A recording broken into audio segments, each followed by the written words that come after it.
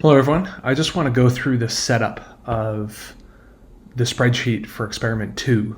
The instructions are given in the experiment 2 Prelab, but I thought I'd make just a little video to show you how it does or how it works.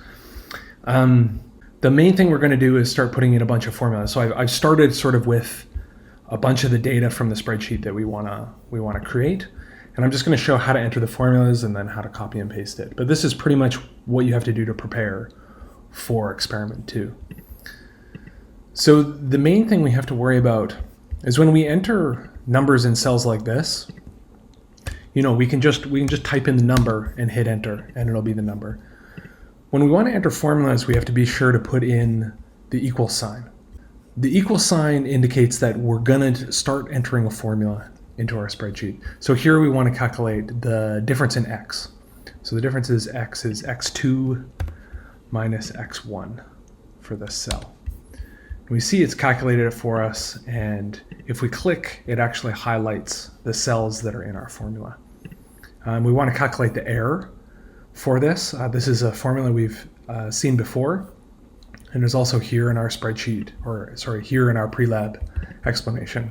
So to do that, there are a lot of formulas, or there are a lot of functions built into Excel, so this is how you access the square root.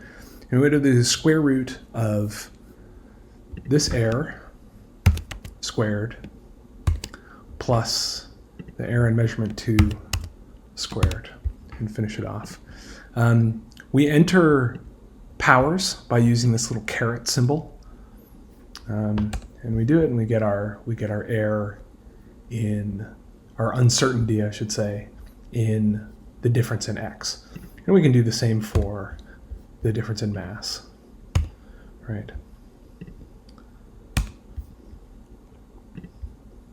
If you ever get into a weird place, like sometimes you'll be doing it and you'll click some weird thing and you'll be like, just hit the escape button and that'll just clear everything and you'll be back to normal. We'll enter this one, square root of, I want the two uncertainties here, making sure we're clicking on the right cells. That's what all this work is just cell manipulation, right? It's just being careful. This is the number we're using for the coefficient of gravity.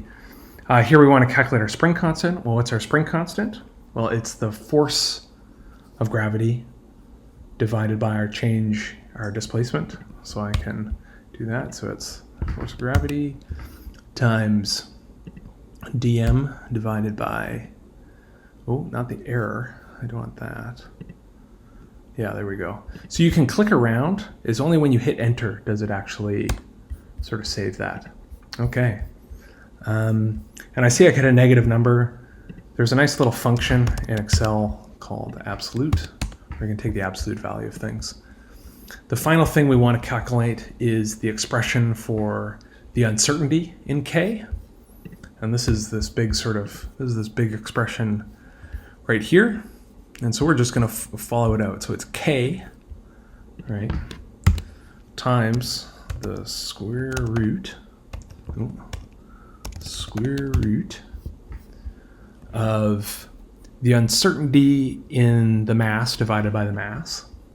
So that is the uncertainty in the mass divided by the mass, all squared, plus the uncertainty x divided by x, all squared. So the uncertainty in the change in x, where did I put it? There it is, divided by x, all squared. I just want to point out that this formula looks a little different than the formula that I used in the propagation of error video, but it's mathematically the same formula. And just while I'm looking at this, I actually see an error, and I'm just gonna hit enter to show you what an error looks like. And it says, there's a typo, and it wants to fix my formula to be like this, and that is not my formula, right? Because this part isn't under the square root. So the thing that I missed was this bracket right here. Okay, so this is the number I get. And I think that's the wrong number, actually, 4.6. So let's do some troubleshooting here, because this is going to happen a lot in your spreadsheets. And this is why it's good to get this set up beforehand, because then once you get it set up, you don't have to ever do it again for the lab. So let's see where we went wrong. It looks like UDM, it looks like the uncertainty in DM is wrong. And so what do I have? So let's go back and look at our formulas. And we can see that it's the uncertainty in M2 and the uncertainty in the change in X. So that's not what it should be, right? It should be the uncertainty in M1 squared. And we get 4.6183, which is the right number. Okay, so that's good. It's good to check with other people and check with references to make sure you've entered these formulas correctly. Because like this is the game with these. It's super tedious, and you know it's really easy to make mistakes with these little formulas. So what are the next things we can do? Once we have all these formulas in, you know, they're sort of set. We don't have to worry about them anymore, and we can use them to do our experiment later. So let's actually insert a column. So if we do insert, it'll put a formula in the front, and we notice that like all of these references have actually changed. Now, if you go back and look in the video, these references have updated to their new cells, and we can type in trial here, and this is the demo. And here we can do lab 1 because we're going to do, and lab 2. We're going to do 2 measurements in our lab. And the way we can do this is we want to, I use the control, the keyboard shortcuts, control copy, which copies it, and then control view pastes it.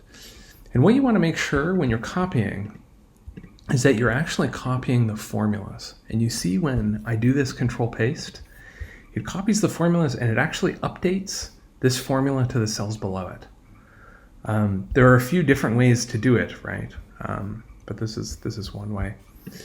If I just do a copy again, and I go and check, look, it actually has just copied the numbers this time instead of the actual formulas, right? So this is something that I have to be careful with what kind of copying I'm doing. So I'm going to do this control copy and this control paste. The lab details how to do other kinds of copying and pasting, but this is the one that I'm going to show here, and that works well. And so here, we're done setting up our spreadsheet for lab 2. Ta-da, wonderful, great.